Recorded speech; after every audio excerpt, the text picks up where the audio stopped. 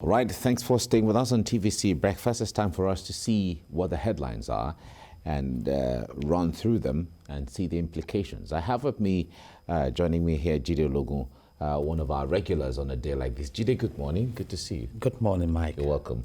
Thank you. Great. And joining us on Zoom is Tunji Abdulhamid. He's also our regular on a morning like this. Tunji, good morning. Good morning, Mike. Good morning, Baisajo. Good morning, Nigerians. Great. Good to have you join us. Now let's begin with Daily Trust. Daily Trust newspaper says survivors recount day of terror in Plateau State, or Plateau villages. Muslims, Christians among victims. Assailants said they were after men, women. My father was killed because he could not run. Invaders came from neighboring Taraba. That's what some of them have said there. It's really a troubling time. From there, let's go to Vanguard newspaper. Vanguard says, Plateau massacre, bandits shot, beheaded victims in their homes.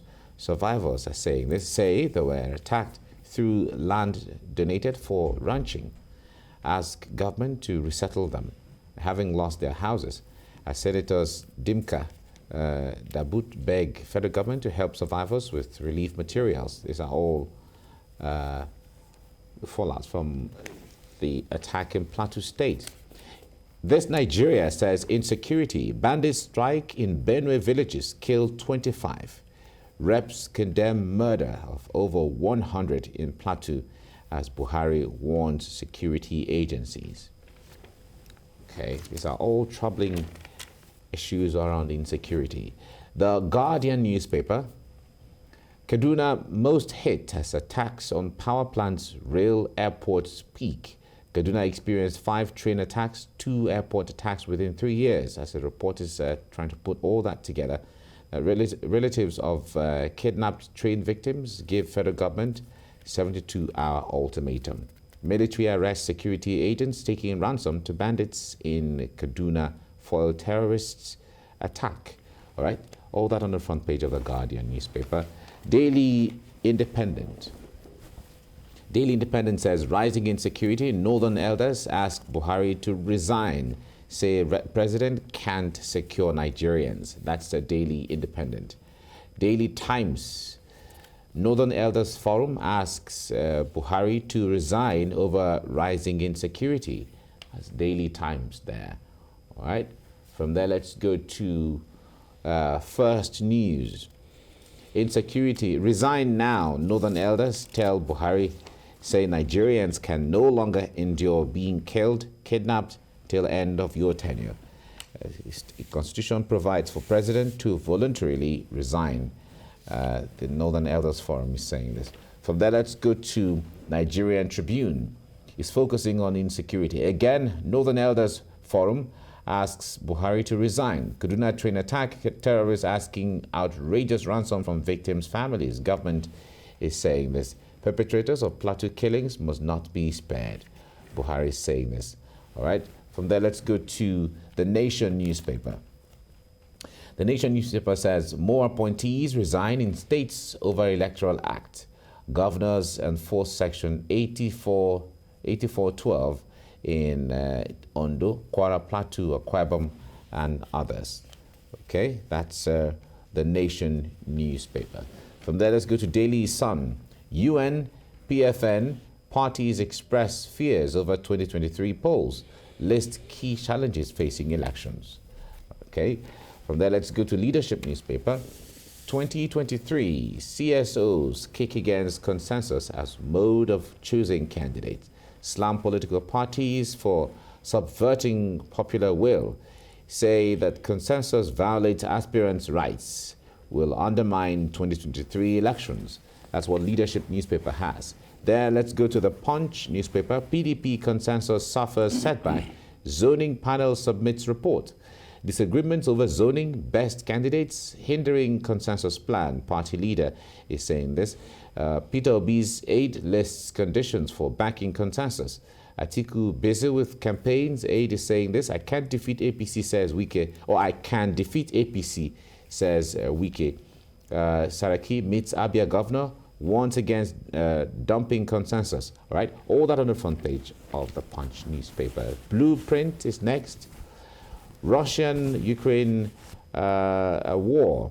Buhari seeks review of 2023 fiscal framework. That's what the Blueprint newspaper has. Then let's go to News Direct. $100 oil price. Federal government raises 2022 fuel subsidy budget for 4 trillion or to 4 trillion naira. Seeks Senate approval for fiscal expenditure adjustment. That's News Direct. National economy is next. Fuel scarcity may persist as existing price regime encourages smuggling.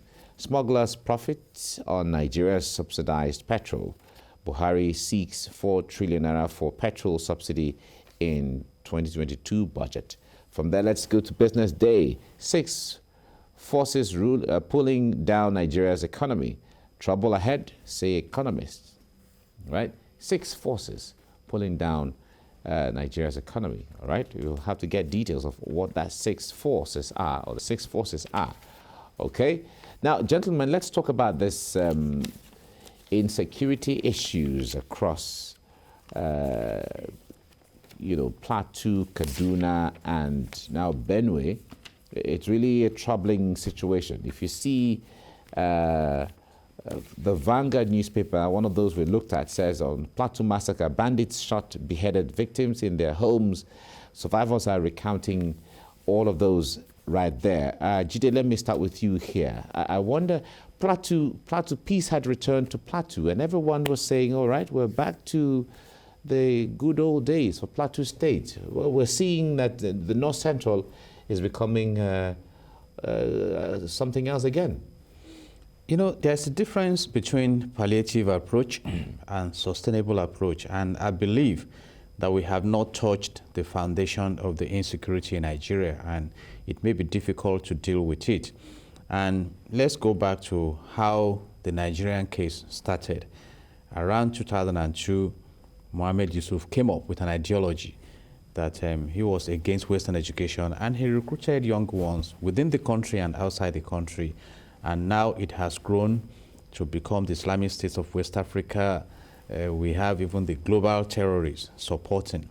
And the terrorists within the Sahel region were probably brought in at a time by an announcement that they could come into Nigeria and obtain visa on arrival. So you had that reinforcement of terrorism. And what is terrorism?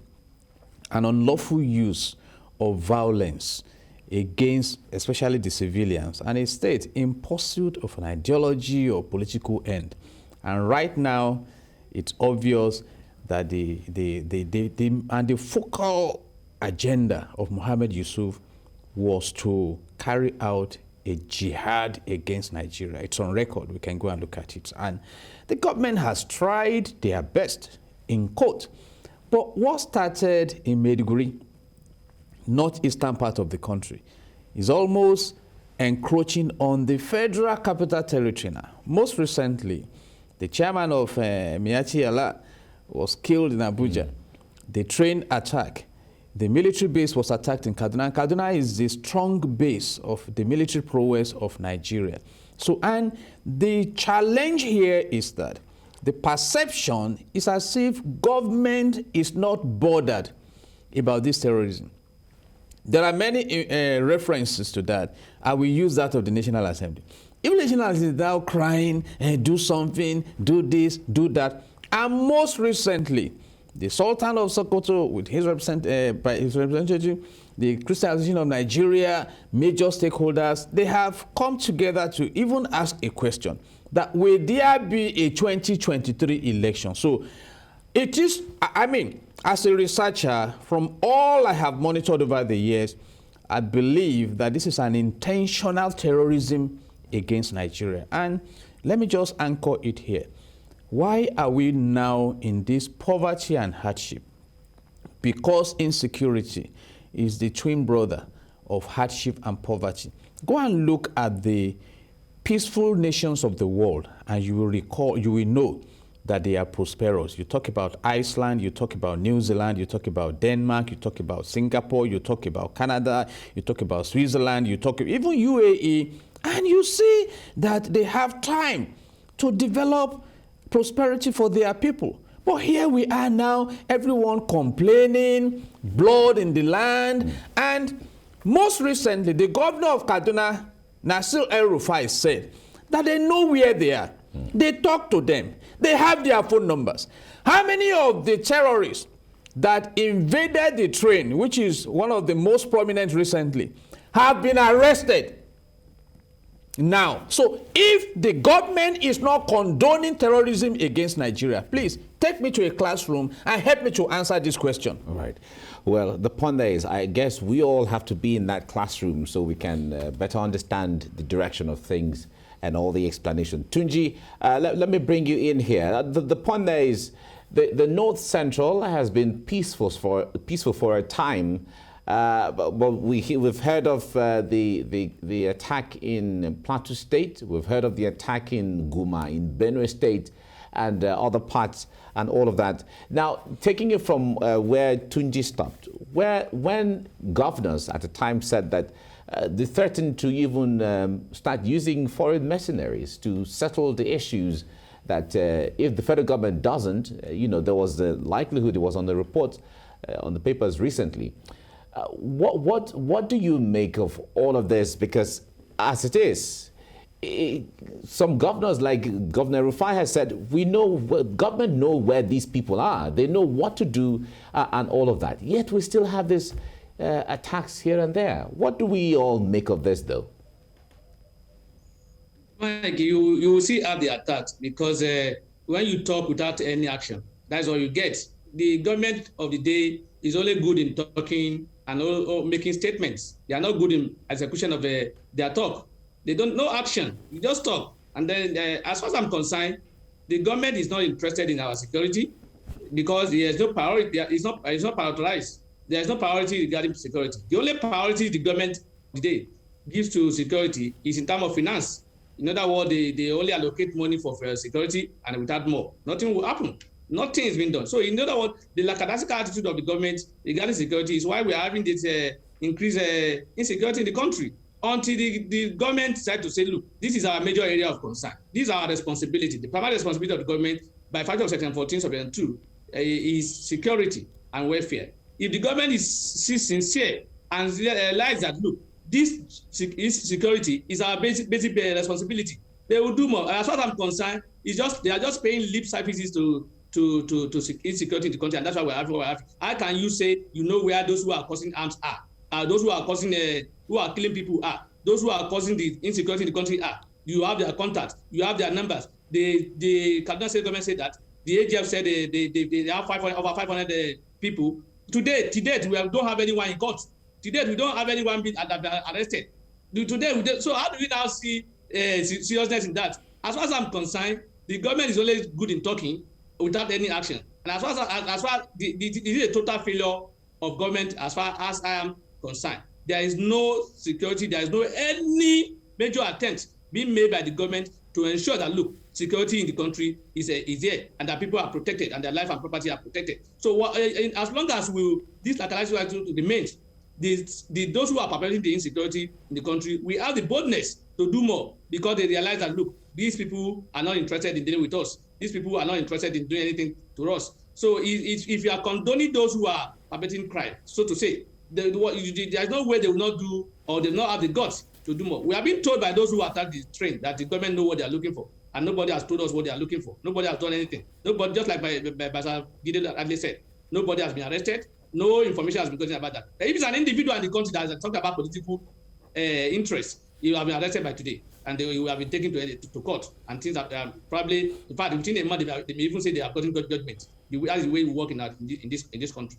As long as we take this insecurity as an issue that is not important, and I'm talking about the government now, there is no way we will not continue to have these killings and unnecessary killings in this country. The government has failed in totality in terms of security. It has failed to deliver its responsibility in that regard. And I want to join the Northern group to say, look, the president has done enough, but what has done is not good enough for us. It should please let's set aside and allow people who can do it more to come in. All right, Jide, the point there is we've heard the National Assembly at different times, with the Senate or even House of Representatives, at various times, expressing displeasure, condemning all of these. What role does the National Assembly have in compelling the president or compelling the service chiefs or compelling anything to, stop these killings and all of that? By Section 4 of the Nigerian Constitution 1999 as amended, the role of the National Assembly is to make law for the peace, order, and good governance of Nigeria, basically. And after making the laws, they have the oversight function to ensure that these laws are executed by the executive. And by extension, if these laws are not implemented, they have the power to proceed against the one who should execute to impeach. But you and I know that the process of impeachment has several dimensions. You have the moral, the political, the different kinds that it's so difficult. And the big question is that, are they affected? And like Barrister Abdulhamid just mentioned, they talk about it. I was worried to my bone marrow when the DSS warned in December 2021 that the legislators will not be safe in their constituency. What kind of a country is this? When you should be assuring people that please, enjoy your holidays and things like that. And they are there in Abuja. I revealed to us this morning, right now, the governor of Niger State already came out to shout that, hey, about 12 out of 25 local governments in my state are overtaken by bandits. That is not a voice of opposition. It's a voice from the ruling party. You see what is going on in Zamfara. I just revealed this morning, it's on record, that even the chief of Mieti Allah in one of the communities in Federal Capital Territory was killed. And so now we have demystified the issue that it is an ethnic whatever. The Northern Elders Forum are even now asking the president to resign. But with the president resign, we have 109 senators, 360 House of Reps members to represent Nigerians in this democracy. Let them be there rejoicing, and pretending as if all is well. And I have said it, and the Northern Elders and some major stakeholders are saying it now. What happens if the level of insecurity in this country is sustained, even at this level, and it may even be escalated? What happens to the 2023 that you are all running around to become this, to become that? Will it not be like I thought then, that people will now be begging soldiers to come into our community? Something has happened in this country. The primary assignment of internal security is under the purview of the Nigerian police. Right now, the military that should be concerned about defending our territorial integrity has taken over internal security. Even soldiers are being killed by terrorists. A governor told us that these terrorists, and I choose to call them terrorists, are more equipped. Look at what we are reading now. They are asking for outrageous ransom from the people they have kidnapped in the train, from family. So now you have their phone numbers. You cannot track where they are. I mean, it's ridiculous. And that is why it may be difficult not to agree that perhaps out of the 500 suspected sponsors of Boko Haram, according to the government report, are in government. Maybe they are interested in overrunning Nigeria. And I have said it. Mohammed Omar, that started, one of those who started the Taliban movement in Afghanistan, took his time to overrun Afghanistan. And it's the same template Mohammed Yusuf engaged. And that's why I'm happy now preachers, Muslim clerics are coming out. And I'm still calling, I've been calling for years, since 2017 or so. Kings, Obis, wherever you are, as long as you love this country, come out now.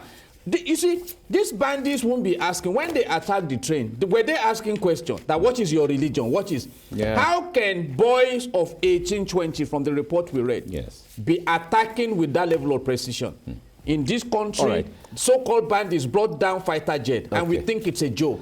All right, we have to leave it here now.